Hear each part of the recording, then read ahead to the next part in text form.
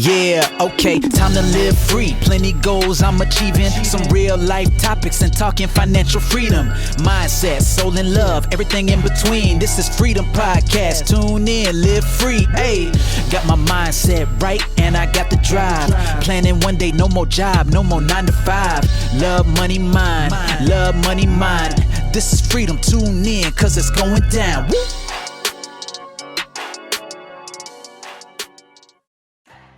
Hi, this is Anna and welcome to another episode of Your Freedom Podcast. In this interview, I interview La Ammitai. She is a Master Numerologist. Her motto is "The numbers do not lie." She utilises the study of numbers to aid others in leveraging personal and business success by tapping into your innate talents and passions. She is larger than life. I cannot wait to deliver this interview. La Ammitai.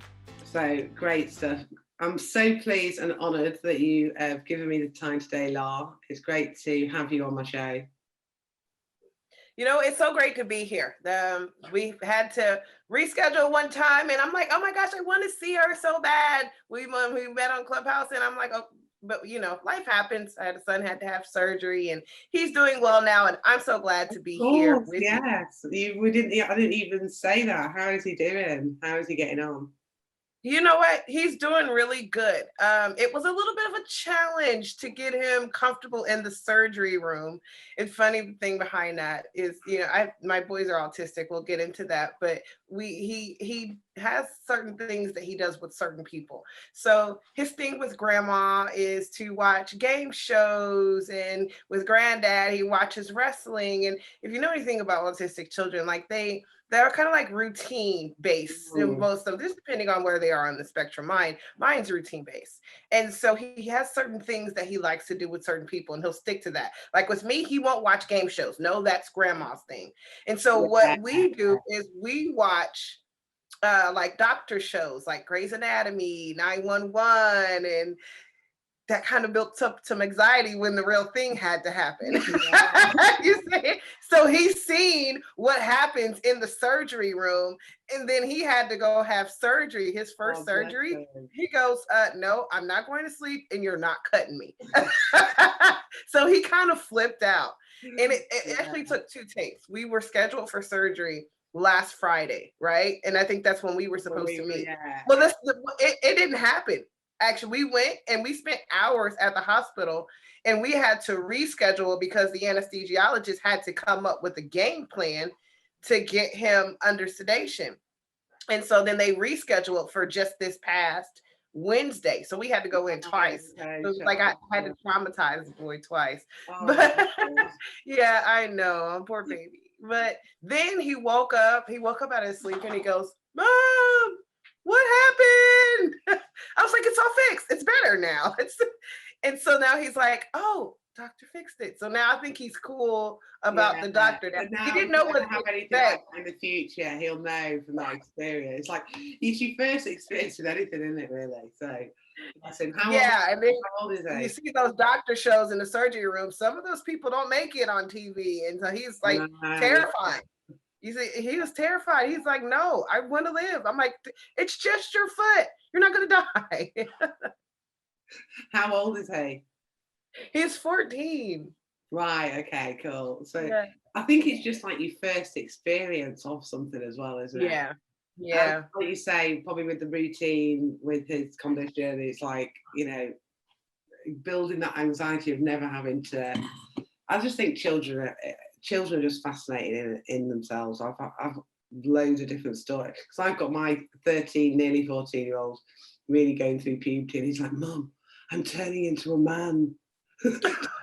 Nobody else is at school. I'm turning into a man. Why?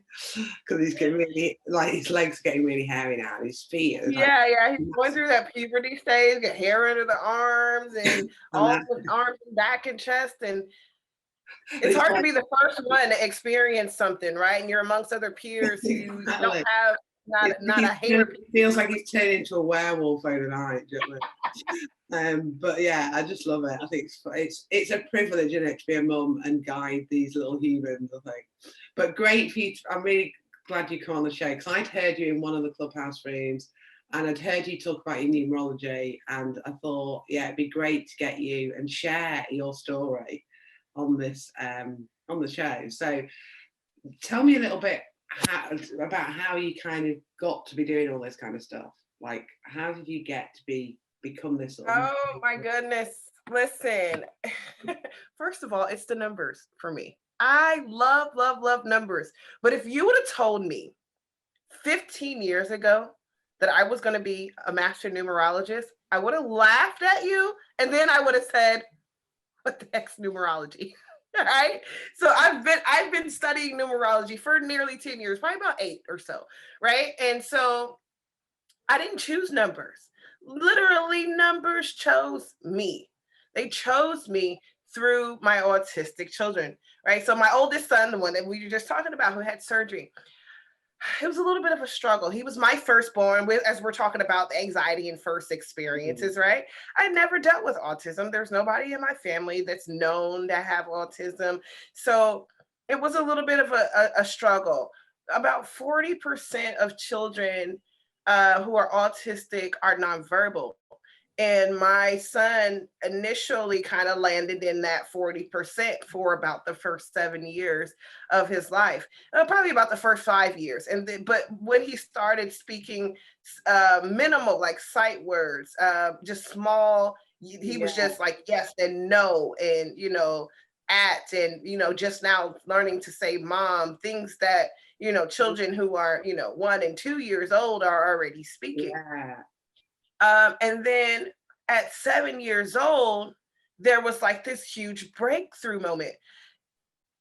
When he started speaking like everything was attached to a number, right? It was numbers and numerical sequences.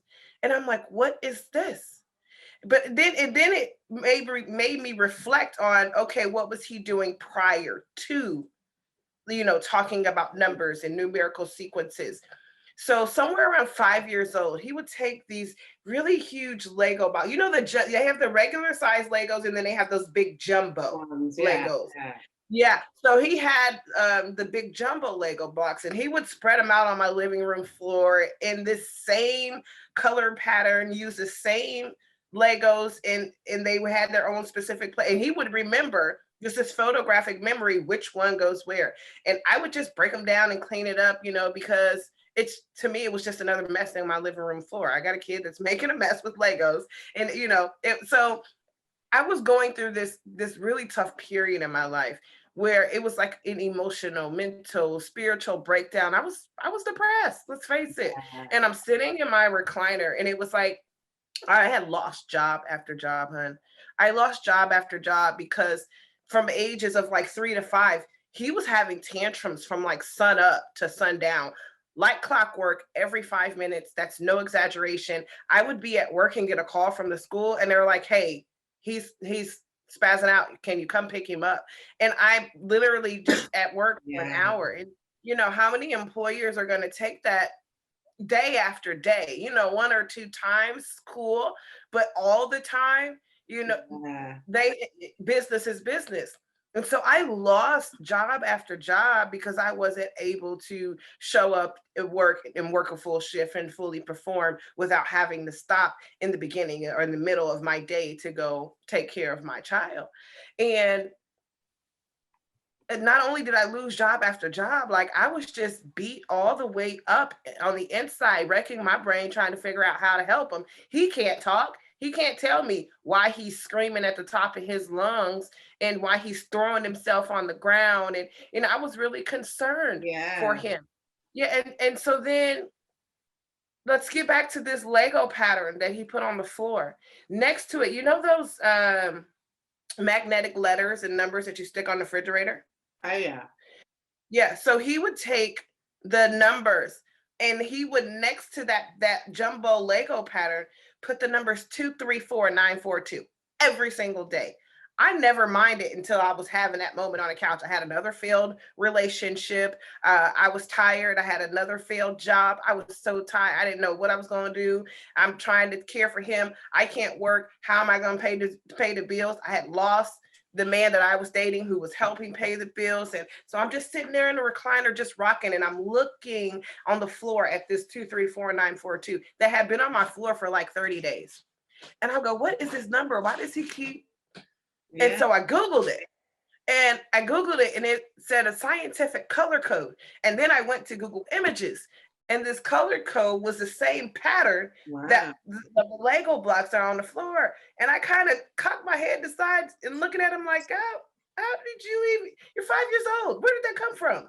Yeah. Right. And so then fast forward to 7 years old, whenever he starts speaking numbers, numerical sequences, and everything is attached to a number, he would manipulate any and everything that he could into numbers. Like I'm looking at, I love shades, glasses, right? And so he wouldn't wear like shades or glasses, but if he'll see a bunch of them, he'll manipulate them and make them numbers. And so he'll put numbers on the floor. He'll turn my glasses into numbers 1 through 9, right? And so he will take train tracks, and he'll, instead of making a circle track or whatever for a train, he'll take the tracks and he'll make numbers 1 through 9 on the floor. And so everything was literally about numbers. And I said, you know what?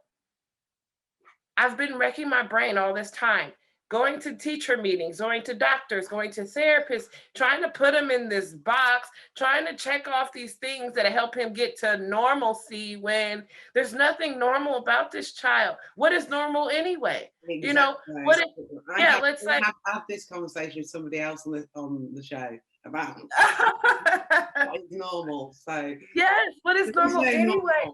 There is no normal. So I'm like, oh my gosh. And I kind of had this epiphany. And I'm like, what if I'm not, as a mother, I'm supposed to adopt the role of a student? Because I think that a lot of times we as parents and caregivers and teachers and such, we approach children with a lot of authority. And it's like, do it this way, don't do it that way. Right. So with him and taking, like, the teacher would give him a box of crayons or some markers or something, and instead of him coloring on the piece of paper, he would rather make the number 7, or he would rather manipulate them and make the number 8, put 6 of them together and make the number 8, and he would rather play with them that way. They called it inappropriate play.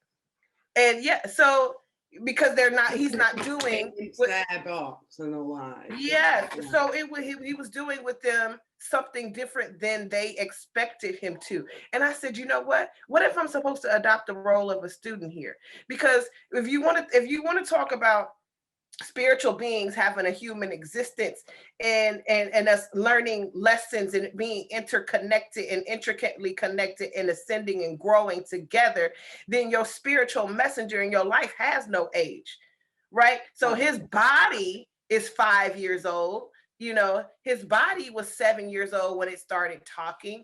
His body's now 14 years old, but the spiritual being within him has no age. Yeah. And so it's all about me being open to being a student to life and being an apprentice and saying, what am I supposed to learn from this? I thought to myself, how frustrating would it be for me if nobody understood me? You're trying to teach me the English language, and I have this just loads of numbers running through my head all day long. And so I'm trying to learn 2 things at one time, and it's overwhelming.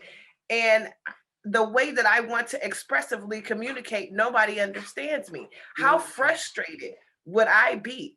Oh my gosh, that's probably why he's been having tantrums. So I started studying numbers, right? Exactly. That's probably why he became frustrated. Because because I've been looking at a lot around like homeschooling and different schools like out of the system here in the UK.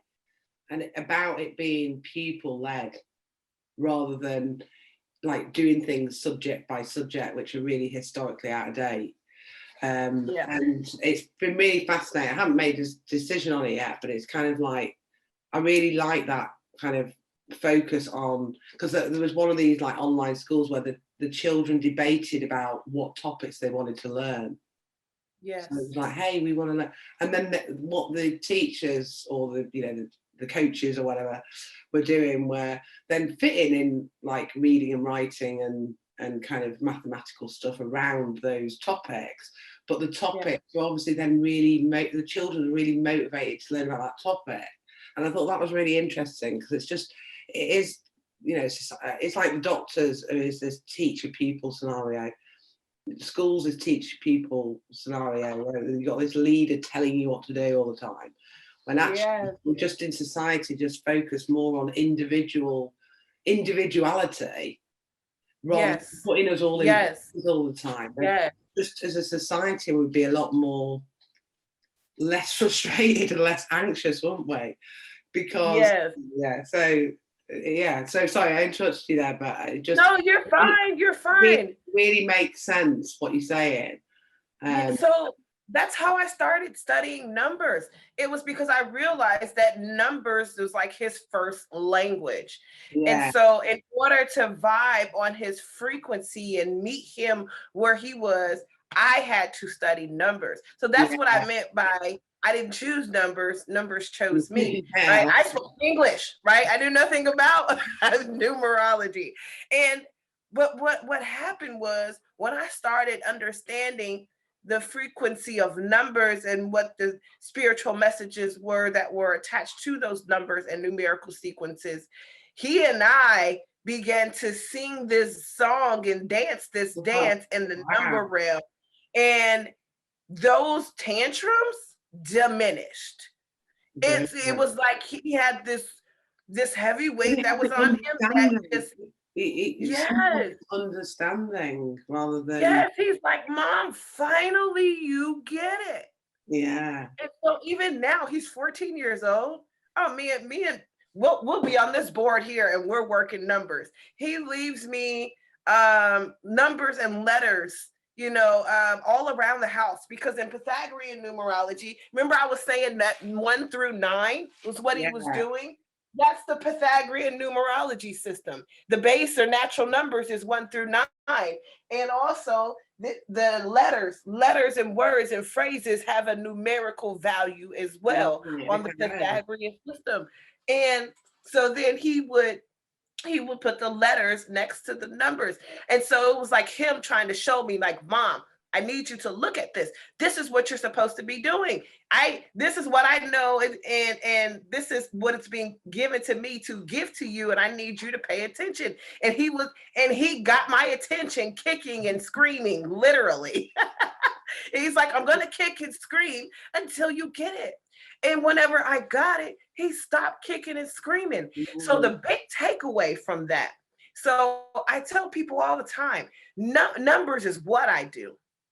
But my why is for autism awareness. And here's why it's for autism awareness. Because as teachers and parents and caregivers and such, we try to put these children in a box and we label them as disabled. And I don't like using that word. I say divinely gifted. These children are offering a different perspective, right? We're the ones that's disabled because we got taught. I just hate these boxes. Completely with everything. I think it should. I think it like you're saying, everybody's individual, everybody's different. Why should we put in these boxes? Because also the box that you might get put in, you're still not going to be the same as everybody. It's like autism, for instance. If you put in the autistic box, everybody that's in there are all different anyway. I mean, one autistic person isn't the same as another. You know what I mean? It's just so it's like, why are you putting them in these boxes? Because I was helping a mum whose son was autistic, and his thing was he used to do lots of designs. It was patterns. So sometimes she'd find him at 3 a.m. doing all these different patterns and all this kind of stuff. And she kind of just wanted to do something with it all and kind of like inspire him, to encourage him and make him feel like he had a meaning in life, you know what I mean? And he was great at mathematical stuff as well. So they ended up getting his designs put onto a little teacup. It was like, he was from the Netherlands in Amsterdam, and over there, the word for signature is hand. It's got the word hand in Dutch in it. So they've also put a picture of his hand on there. because that was like his signature, because he took it literally. And then had this whole pattern on this teacup, you know, where you can, because I love mint tea, you know, you can actually have the fresh leaves, one of those, with a little strainer on it. And since then, because she took it to all the, I helped her start the business, and she's gone from strength to strength. She's doing all these workshops with autistic children to help them find their thing, you know. And the news and media got hold of it, and she's now had this like wallpaper company approach her, asking for the designs. So he's now got, he's got 4 different designs of wallpaper. And I haven't heard from him for a while, and I was talking about somebody else recently, and I went and checked out the site. But they've got all sorts going on now, which is really, really inspiring, that they've taken really his strength and taken it to another level to inspire other kids, you know. And that's the key. That is the key, to find and tap into their strength. Exactly. And yes, and stop focusing on what we consider weaknesses, right? Yeah. And I like to think of the system as being disabled, because the system has tunnel vision. It wants to see things one way and wants to put everybody in one lane, and we're not built for that. We're not built like that. There's no growth in that. Think if there were 20 billion me's, or there's 20 billion you's, how would you grow?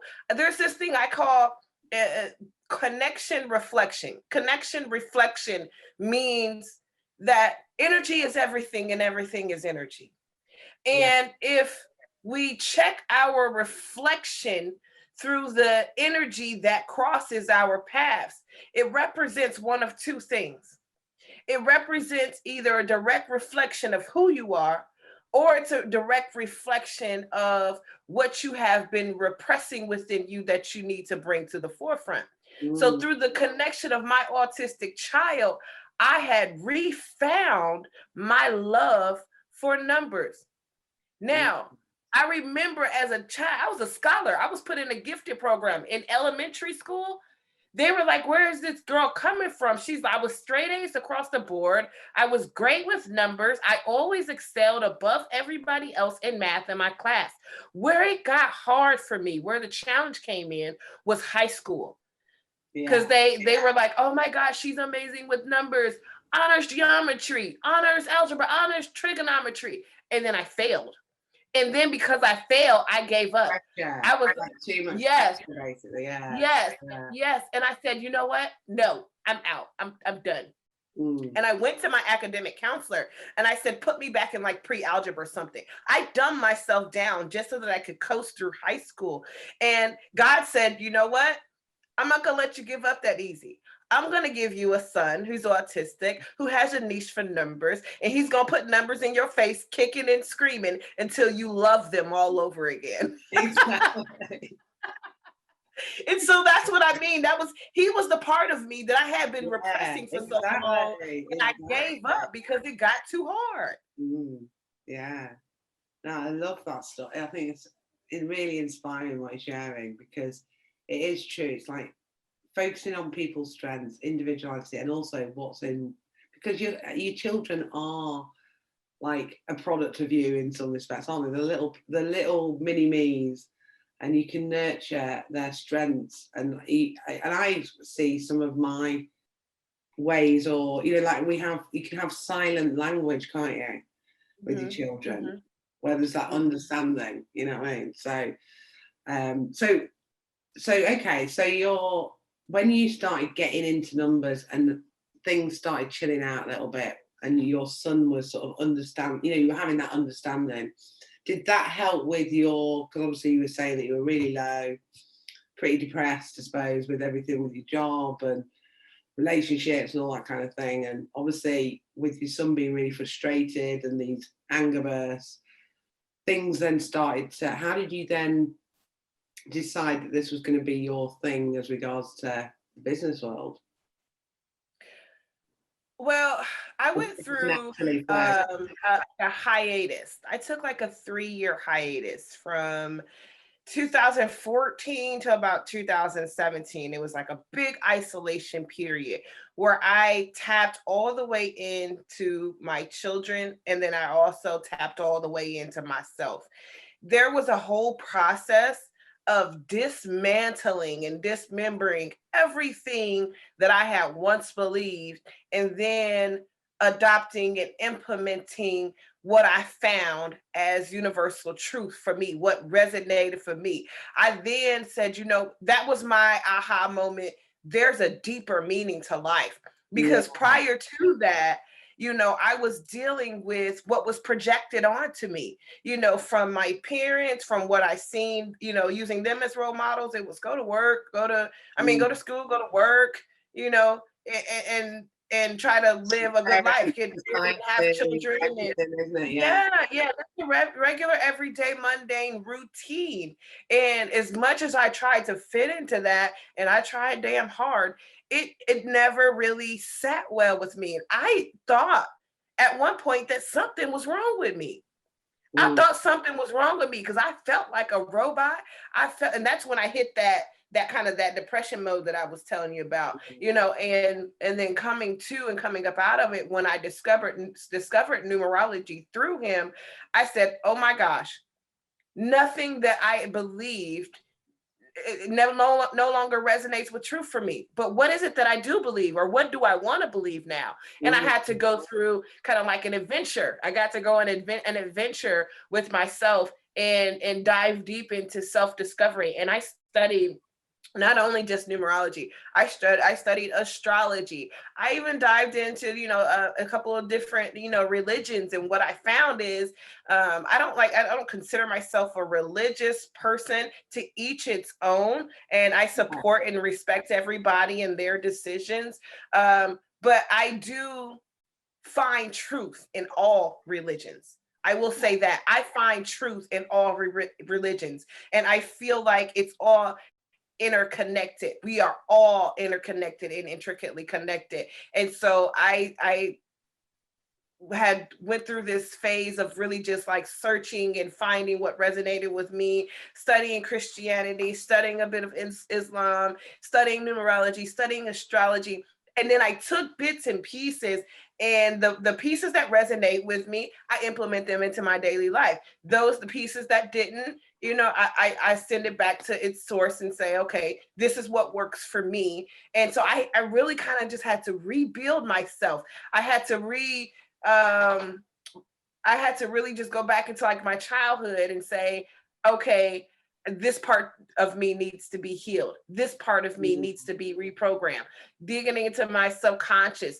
A lot of people don't realize that your subconscious beliefs, which is 95% of what you actually experience in your reality. And it's what you feel. It's what you believe. And it's not fact, though. It's based off of what we were taught and our life experiences. So you think about, you had a negative experience through something, and then you just canceled out any and everything that looked or resembled like that experience. And so I had to say, okay, that's not healthy.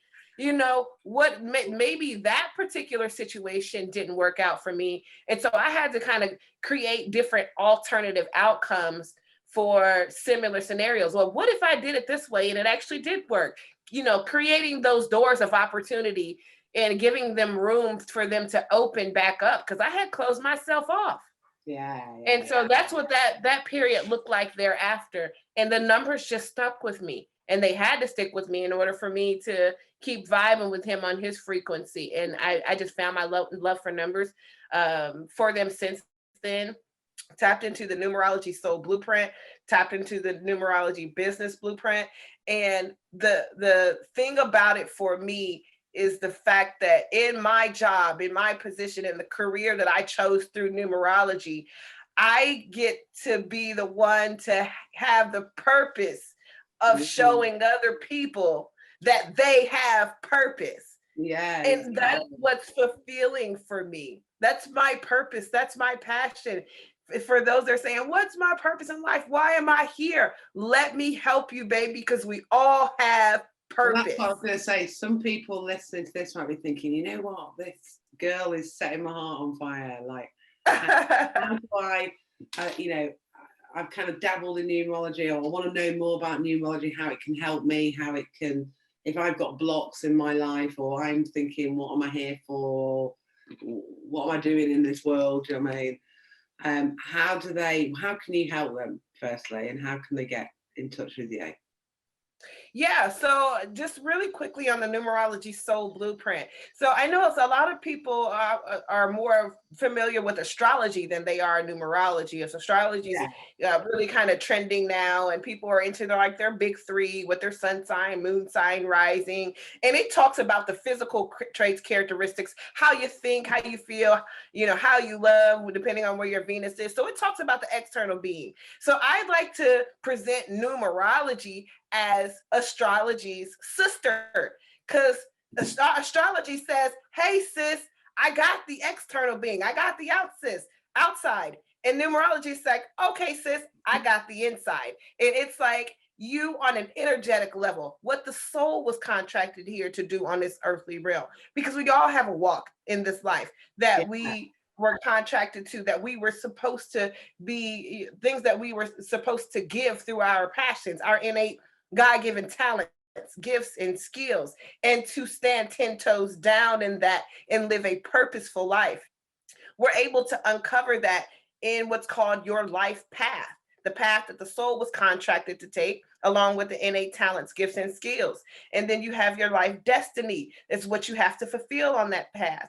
The soul number is the innermost desires and most ingrained attitudes. The personality number is the external you, how you present yourself and how other people see you. And my favorite number is the maturity number, because it's who you are growing to be. And I know you hear people say, I want to be my highest self, but what does highest self look like? So maturity number reveals you when you're operating at optimal levels, not only just co-creating for your highest good, but let me tell you where it's at.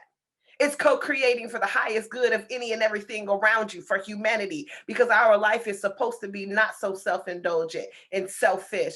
Our life and our purpose is, how can you serve other people? How can you make the collective better? And when you start manifesting for other people, inevitably your life will pour over with blessings. People want to manifest for themselves, but what if we all collectively could just start manifesting for the collective?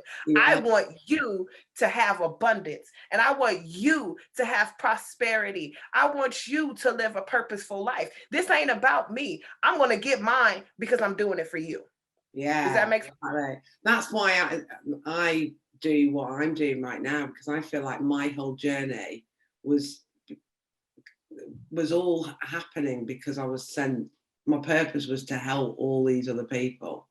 Absolutely. And I just, you just know that that's true as well. And that's why I'm so grateful for the dark times, really, because it helped me discover it. Whereas actually, if I hadn't had that, I was a totally different person before it all happened. And I feel so much more enriched now, So I can totally kind of align with everything that you're saying, which is really cool. So for people listening to this, hey, I want a bit of law.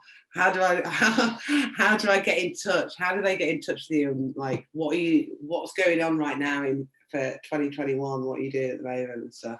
Sure. Oh my gosh. So I'm so open to just more beautiful podcast interviews like this. So if you guys have a podcast, reach out to me. I'd love to hop on with you. You can contact me on my email, and it's LA at numberslang.com. And you want me to type that in the chat for you? We can put that in the show notes. So if so we'll make sure that's all in the show notes. So anybody that's on YouTube will be able to see it in the comments. Anyone on iTunes will be able to see it in the show notes. Trying to think on either of those, but they'll be in the notes to have a look. And we can also put your Insta profile in there. So if it's I am all over social media at Ammitai. And then for those services, there's a link tree. So you guys go to Linktree, and it's Linktree /La Ammitai. And Ammitai is AMMITAI. We'll definitely get that in the notes for the video. So I'm La Ammitai everywhere. So we'll put we'll put all those details in the notes so everybody's got them. But just look for it's an unusual name as well. So I think That's the great thing. When I was only one me. when I was doing my social, there was like 1,500 Anna Davidson. So I was like, I had to be the Anna Davidson. So it's much easier. I have not seen another La Ammitai, so it's really easy to find me. That's nice. That's nice. So I always ask everybody at the end of the interview, what does freedom mean to you? So what does freedom mean to you, La? Everything that we just talked about during this. It is freeing yourself from systematic projections. And you know what? I don't knock it, because the teachers, the parents, the people who had influence on our lives, they taught us what they knew, right? And then now as adults, we have responsibility and have to have some accountability for shedding the things that no longer serve us. It's a part of our life cycle, and it's an ever shedding cycle. Yeah. So in numerology, it's numbers, base numbers 1 through 9. 1 is the beginning of a cycle. 9 is the end of a cycle, and recognizing those endings. A lot of times we get comfortable and we get stuck at the 9. We want to experience something new, but we don't want to travel uncharted territory. We don't want to go in the darkness because it's so unknown. But what I tell people all the time, that on the other side of unknown is the known when you step into it, because then when you know better, then you can do better. And if you're comfortable, you're stagnant. That's exactly what I say. When you want to be uncomfortable. Yeah. I've got this little cough thing going on. When you say to yourself, I'm comfortable, because you're growing. Then challenge yourself and ask yourself this question: if I'm comfortable, then how am I growing? If I'm comfortable, that means I'm familiar with this territory. I've already charted this terrain. You're not growing. And if you aren't growing, then baby, I'm sorry, but you're dying. And I want everybody to keep growing and evolving, which means we have to step into new experiences. We have to be seekers. We have to be adventurers. We have to take those risks. And there's this fear of failure that keeps people stuck. It's like, no, I'm good where I'm at. What if I step out there and it just doesn't work? Well, then it doesn't matter if it doesn't. Just know that you have the strength and the fortitude to get back up. I'm so committed to life, and I'm so committed to newness that I commit to the experience. I don't worry about the outcome. We get so attached on tunnel vision, right? And that's the freedom that needs to be broken. That's what freedom means to me. It's freeing your mind, because it all starts here. And being open to new possibilities, because nothing in this world is constant except for change. Exactly. And if you aren't changing, then you lost in the sauce and you stuck. And then you're drowning. And then you're trying to figure out what's going on. Well, what's going on is the fact that everything is in motion except for you. Exactly. So you got to go with the flow. That's what freedom is for me. It's going with the flow, going with the motions, knowing that I have absolutely nothing to resist, nothing to resist. And if I fall, I have the strength and the fortitude to get back up. And I have now gained knowledge and wisdom in that fall of what to do and what not to do. And I can, if I went left last time and it didn't work, guess what I'm gonna do? Guess which direction I'm going when I get back up? I'm gonna go right. Exactly. That is what freedom is to me. Not being afraid, not being scared, stepping into the unknown, freeing yourself from what no longer serves you. If it doesn't resonate, let it go. Namaste it, send it back to God, universe, whoever it is that you serve, and say, thank you for this thing, this person, this being, the situation or whatever that was in my life. It no longer fits. I'm ready for my new experience. I'm ready for my growth. That is freedom to me. Freedom is being authentic. Freedom is being you. Freedom is accepting yourself. Freedom is self-love. Freedom is not seeking outside validation for what is already within you. Everything that you seek comes from within. That's freedom to me. I need nothing because it's all within me. But I desire everything, and I know that it's mine. Yeah, Love That's it. freedom to me. Love it. Thank you ever so much. La Ammitai, go check her out on all the socials. You're an inspiration. It's been absolutely awesome having you on the show. And I'm sure everybody's going to have loved this episode. So really appreciate your time. You're an inspiring lady. And let's keep in touch. Absolutely. I've had some thoughts while I've been interviewing you of things that we could do. So I mean, can we just continue this conversation? I'm having so much fun. I'm like, how long is this? I know we're probably about done, but do you want to stay on the call after? Can we hit end and then me and you will just, Yeah. Let's do it.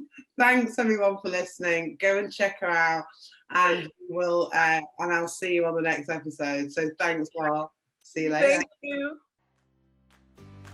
Thanks for listening to another episode of Your Freedom Podcast. And don't forget to subscribe on iTunes and subscribe on my YouTube channel. And if you want to get more freedom in your life, then come and join Your Freedom Project Facebook group, which the link is below in the comments section. And I am giving you a copy of my visualization manifesting book. So manifest more freedom in your life and live the life of your dreams.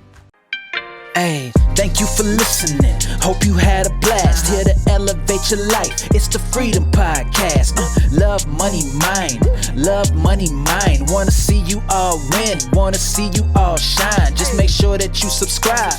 Bringing good vibes. Join the Facebook group. Now it's time to change your life.